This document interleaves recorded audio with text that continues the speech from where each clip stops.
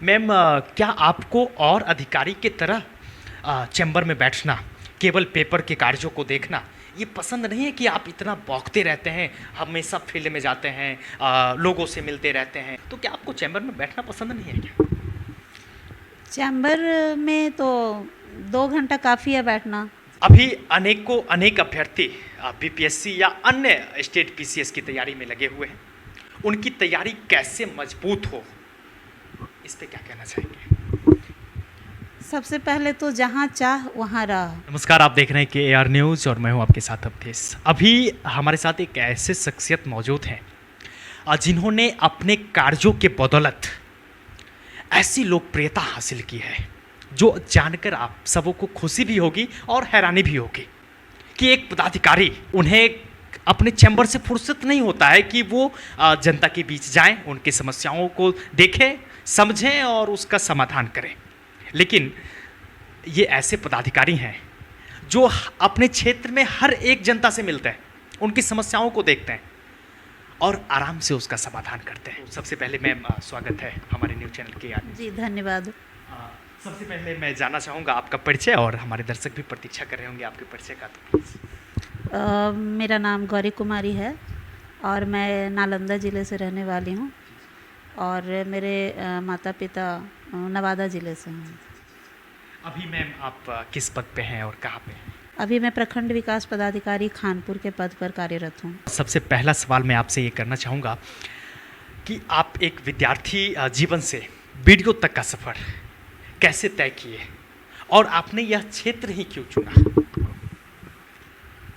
मेरा विद्यार्थी जीवन, जैसा कि मैंने कहा कि मैं कौवा कोल से हूँ, नवादा ज़िले के, तो वहाँ से मेरी पढ़ाई शुरू हुई और मैं क्लास 10 7 से क्लास 10 में इंदिरा गांधी बालिका विद्यालय हजारीबाग से किया।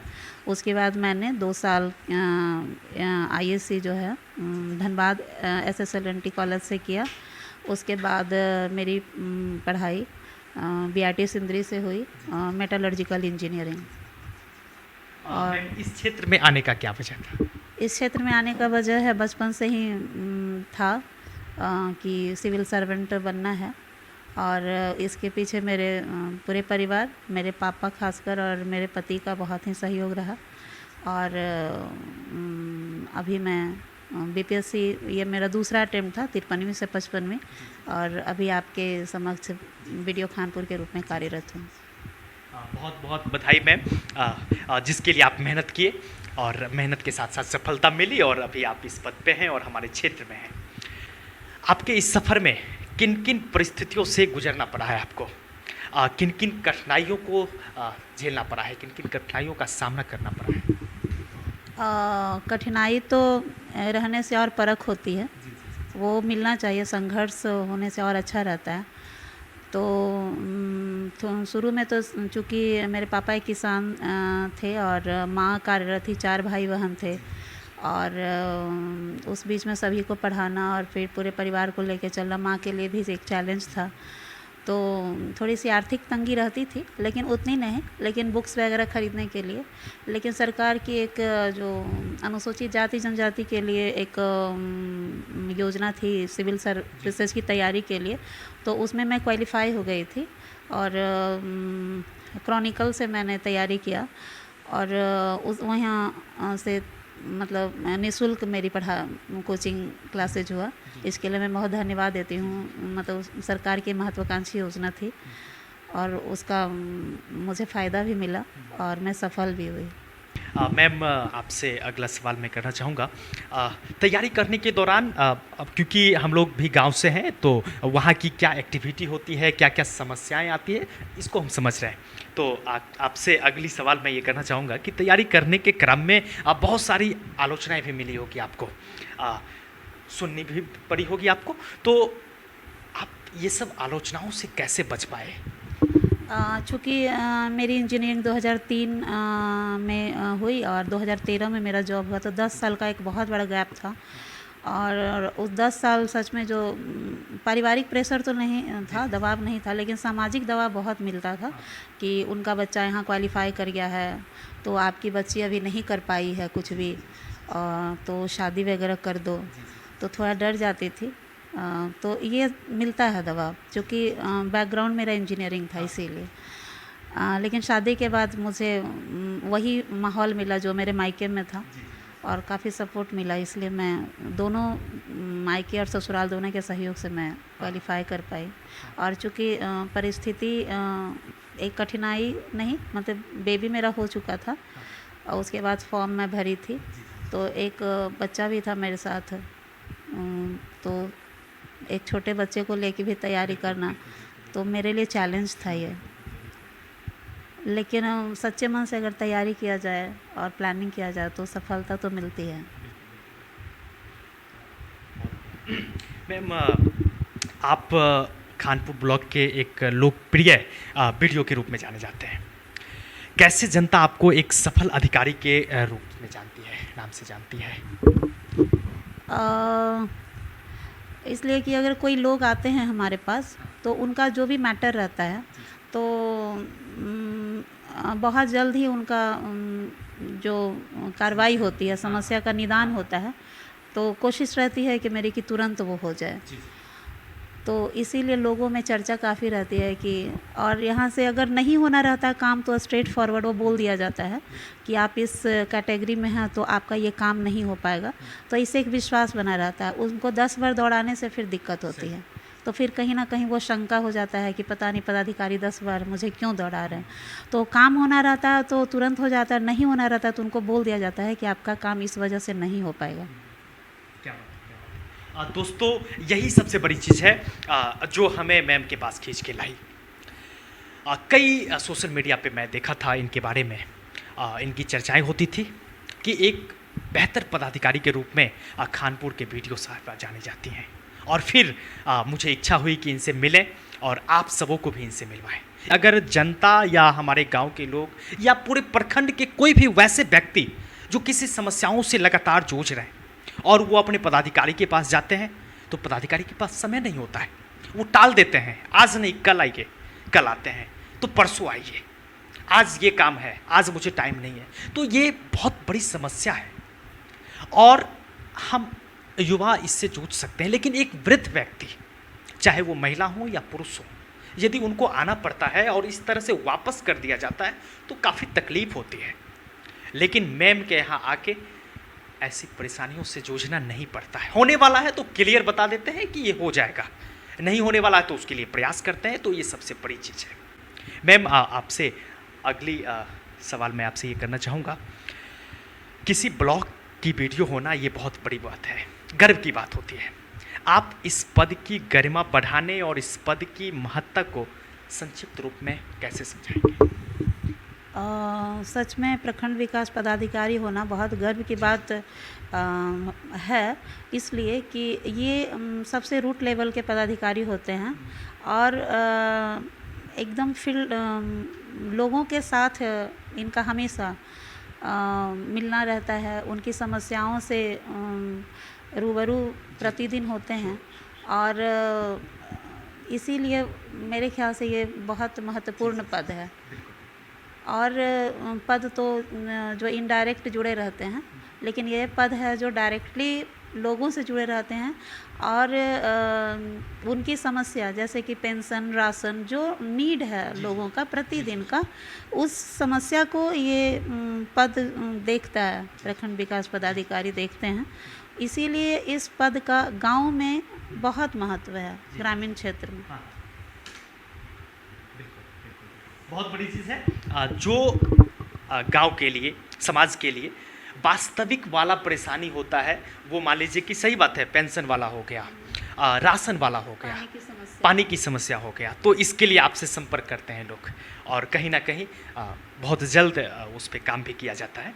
एक महत्वपूर्ण सवाल मैम, जो हमारे समाज के लिए एक बहुत बड़ी चुनौती आज के समय में कह सकते हैं, तो मैं कहना चाहूँगा, आप एक महिला हैं और हमारा समाज महिला को एक ऐसी नज़रिए से देखती है कि अगर बेटी जन्म लेती है तो वो केवल खाना बनाने के लिए होती है ना? तो ऐसी समस्याओं के लिए और उस समाज के लिए आप एक मिसाल के रूप में हैं, तो इस पे क्या कहना चाहेंगे? इस पे तो ये कहना चाह रही हूँ कि ऐसा था, लेकिन ये बहुत पहले की बात है।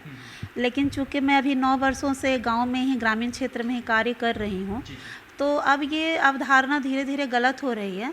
और आज मैं लड़कियों को देख रही हूँ कि स्कूल जाती हूँ, चाहे ऐसे कोई कोचिंग क्लास देखती हूँ, तो बच्चियाँ बढ़ चढ़ के भाग ले रही हैं और अच्छा कर रही हैं। अभी जितना रिजल्ट आपने देखे होंगे, चाहे यूपीएससी का रिजल्ट हो, चाहे बीपीएससी का रिजल्ट हो, चाहे मैट्रिकुलेशन का रिजल्ट हो, या किसी तरह का रिजल्ट हो, तो लड़कियां बहुत अच्छा कर रही हैं। तो अब लड़कियां रोटी बनाने के साथ साथ ऑफिस भी चलाती हैं। मैम, ये वाकई में बहुत कम हुआ है, लेकिन अभी मैं भी गांव से हूं और गांव में ऐसा कुछ परसेंटेज अभी भी लोग हैं जो ये कहते हैं कि ये सब करने की क्या ज़रूरत है, गांव की बेटी होके कहाँ जाओगी बाहर, घर में रहना है, खाना बनाना है, यही है, कमाने के लिए तो पुरुष जाते ही हैं। तो ऐसा हाँ, तो ऐसा अभी है, लेकिन बदलाव तो बहुत हुआ है पहले से। ऐसा नहीं कह सकते कि बदलाव नहीं हुआ है, लेकिन धीरे धीरे जो भी इस तरह से है, तो धीरे धीरे वो भी खत्म हो जाएगा। और हर क्षेत्र में महिला कर रही हैं, अच्छा कर रही हैं। और आगे भी अभी जीविका के माध्यम से तो बहुत सशक्तिकरण हुआ है महिलाओं का। और जो भी पंचायत प्रतिनिधि में जो महिलाएं आई हैं, तो उनसे भी काफ़ी सशक्तिकरण हुआ है। तो हर क्षेत्र में महिला कर रही हैं, लेकिन धीरे धीरे और उसमें सुधार हो रहा है और होगा, निश्चित रूप से होगा। बिल्कुल, बदलाव हो रहा है और उम्मीद है कि आगे पूर्ण रूप से ये बदलाव की ओर जाएगा और बदलाव होगा।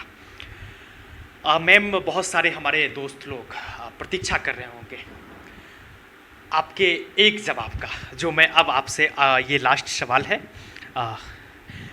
अभी अनेक अभ्यर्थी बीपीएससी या अन्य स्टेट पीसीएस की तैयारी में लगे हुए हैं, उनकी तैयारी कैसे मजबूत हो, इस पे क्या कहना चाहेंगे? सबसे पहले तो जहाँ चाह वहाँ राह। तो पहले तो मन में उनको प्लानिंग करना पड़ेगा, एक चीज़ पे फोकस करना पड़ेगा। अगर दिमाग में रहेगा कि अच्छा बीपीएससी नहीं होगा तो कोई और चीज़ कर लेंगे या वो चीज़ कर लेंगे, चाहे रेलवे में चले जाएंगे, तो अगर ये चीज़ उनके दिमाग में है तो सच में बीपीएससी नहीं हो पाएगा। पूरा फोकस करना पड़ेगा, मुझे बीपीएससी ही करना है तो बीपीएससी ही करना, उसके अलावा मुझे कुछ नहीं करना है, तभी वो पूरा फोकस हो पाएगा। और जो सिलेबस दिया गया है वो सिलेबस के अनुसार उनको पढ़ना चाहिए। और जो क्वेश्चन प्रीवियस ईयर में आए हैं उनको फोकस करते हुए कि किस तरह के प्रश्न आते हैं और उनका जवाब कैसे लिखना चाहिए, तो कोई मार्गदर्शक उनके होंगे तो अपने जवाब लिखकर और ख़ुद भी पढ़ना चाहिए कि हमारा जवाब कैसा है, या जो मार्गदर्शक हैं उनसे मार्गदर्शन लेना चाहिए कि हमारा जवाब कैसा है।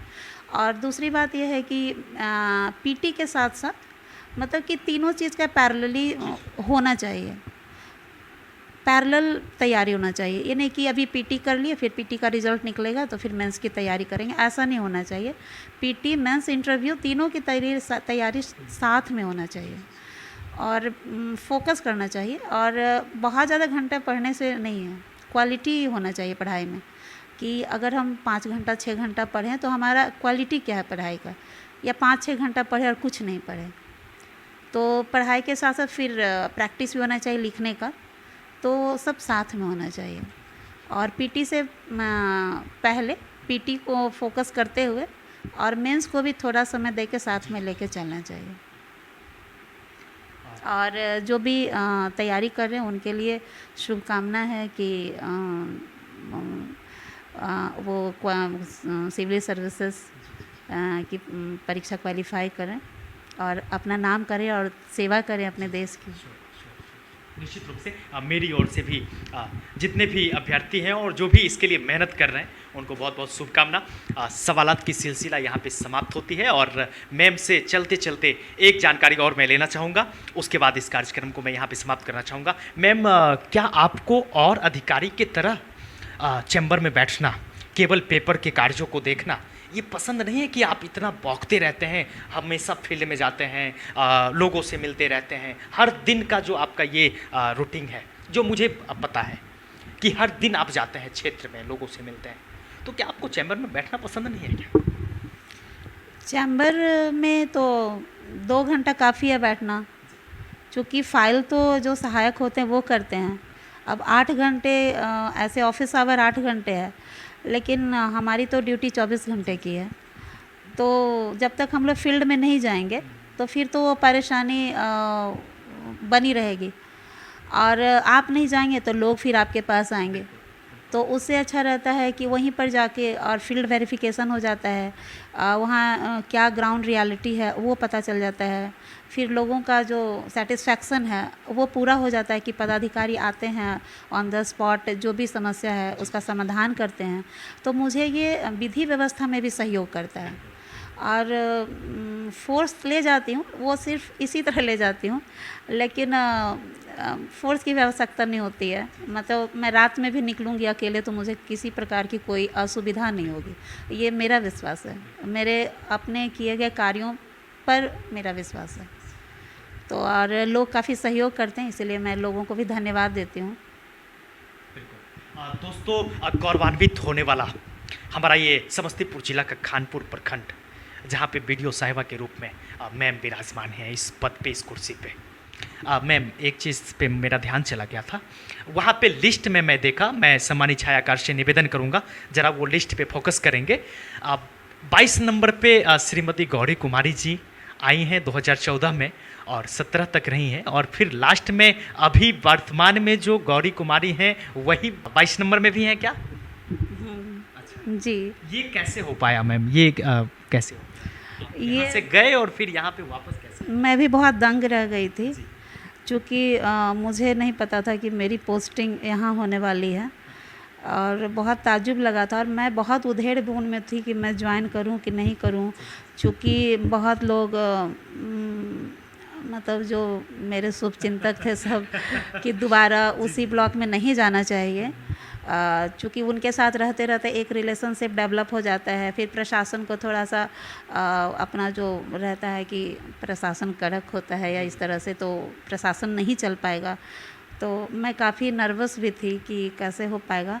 लेकिन जब से नोटिफिकेशन हुआ 20 में नोटिफिकेशन हुआ था, और उसके बाद से 30 जून 2020 को नोटिफिकेशन हुआ था, मैं यहाँ 30/7 को आई हूँ, एक महीने बाद। तो उस एक महीने में यहाँ से इतना कॉल गया होगा कि लगता है कि मैम नहीं आएंगी यहाँ पे दोबारा। तो बहुत प्रेम मिला, मतलब एक एक लोग यहाँ से फ़ोन करते थे। और मैं बता दूँ कि मैं 3 साल वहाँ थी, लेकिन मेरा फ़ोन नंबर यहाँ डाला हुआ था, मेरा पर्सनल फ़ोन नंबर। अब यहाँ से कॉल जाता था कोरोना के समय कि मैम आप बोल देंगे तो काम ज़रूर हो जाएगा। तो यहाँ से लोग मुझे वहाँ फ़ोन करते थे, जबकि मैं बोलती थी कि मैं तो अब वहाँ से चली आई हूँ, लेकिन पता नहीं लोगों का एक विश्वास था मन में कि मैम कह देंगी तो काम हो जाएगा। तो कहीं ना कहीं वो फीडबैक मिलता है अच्छे काम का, तो मुझे लगता है कि यही मेरे लिए प्रतिष्ठा और सम्मान है। तो खानपुर के लोगों ने वो सम्मान दिया मुझे इसके लिए। और दूसरी बात है कि पंचायत इलेक्शन था, तो बार रह के ये बात आ रही थी मेरे दिमाग में कि कहीं ये ना समझें कि उनसे ज़्यादा ये है, तो उनको मैम ज़्यादा ये कर रही हैं। लेकिन आपको बता दूं कि पूरे पंचायत इलेक्शन में खानपुर ब्लॉक का एक भी मतलब कि एडवर्स लेटर वगैरह कुछ नहीं हुआ, एक भी लेटर वैसा नहीं गया, शिकायत या कुछ वैसा कुछ नहीं हुआ। और एकदम निष्पक्ष तरीके से भी चुनाव हुआ, तभी तो लेटर नहीं हुआ कुछ वैसा। कहीं ना कहीं आपका व्यक्तित्व और जनता के साथ जो आपका एक उदारता जुड़ा हुआ है, ये बहुत बड़ी चीज़ है। मैम, शुभकामना, आप इसी तरह बेहतर कार्य करते रहिए। तो मेरे प्यारे साथियों, कैसा लगा मैम से मिलकर और इनके कार्यों को देखकर हमें ज़रूर बताइएगा। मैं कोशिश करूँगा कि मैम का जो भी कार्य होता है, जो भी बेहतर कार्य अपने प्रखंड के लिए कर रहे हैं, वो सब कुछ भी आपसे दिखाऊं, आपसे साझा करूं। एक चीज़ और मैं आप सबों से साझा करूं, मैम के कार्यों को अगर आपको देखना है या इनसे जुड़ना है तो मैम का एक पेज है, फेसबुक पेज है गौरी कुमारी वीडियो करके, आप उसे फॉलो करेंगे और मैम का जो भी कार्य होता है ये उस पर साझा करते हैं, तो आप उसको वहाँ पर देख पाएंगे। तो कैसा लगा मिलके मैम से ज़रूर बताइएगा। तो मैम आज्ञा लेंगे आपसे। आज के लिए बहुत बहुत धन्यवाद पूरी टीम को, और आप लोग को भी शुभकामना है कि आपका चैनल और अच्छा काम करे और अच्छा अच्छा मतलब लोगों को जो बहुत लोग जो होते हैं जो पर्दे के पीछे रहते हैं काम करते हैं तो उनको भी आगे लाएं और आप लोग का चैनल अच्छा करें, इसके लिए शुभकामना पूरी टीम को। Thank you ma'am, thank you ma'am. तो आज के लिए कार्यक्रम को मैं यहीं पे समाप्त करना चाहूँगा, फिर मिलते हैं, तब तक के लिए जय हिंद।